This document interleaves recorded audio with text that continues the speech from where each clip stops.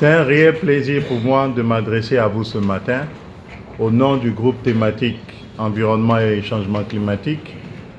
et de l'ensemble du système des Nations Unies à l'occasion de la tenue de cet atelier de lancement du processus d'évaluation de la contribution déterminée nationale pour la deuxième génération, en abrégé CDN 2.0, et de l'élaboration de la troisième génération CDN 3.0 pour le Mali. Cette activité intervient juste après la tenue de la COP30 à Belém,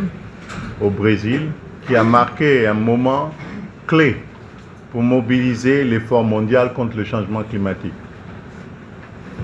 L'urgence climatique s'impose plus que jamais et la COP30 de Belém a réaffirmé cette urgence pour notre planète. Et aujourd'hui, nous franchissons une étape importante dans le parcours du Mali pour mettre en œuvre ces engagements internationaux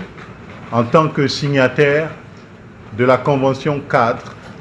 des Nations Unies sur les changements climatiques, CNUCC. Ce cycle périodique de mise à jour de la CDN revêt un caractère particulier puisqu'il bénéficie pour la première fois d'une forte mobilisation coordonnée et complémentaire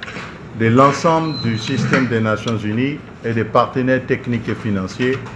pour accompagner le gouvernement malien tout au long de ce processus. Cette mobilisation conjointe reflète l'importance stratégique de la CDN comme un instrument central de planification nationale de l'action climatique dans la quête des pays pour un développement humain durable qui ne met pas la pression sur la planète. Bien que la mise à jour de la CDN n'a pas été finalisée avant la COP30, nous apprécions fortement les efforts et les engagements du gouvernement malien pour finaliser sa CDN dans les délais afin de réaffirmer son engagement aux accords de Paris.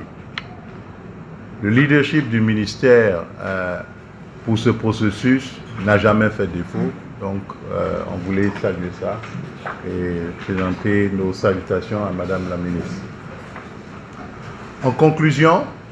je souhaite inviter l'ensemble des participants à contribuer activement aux travaux de cet atelier,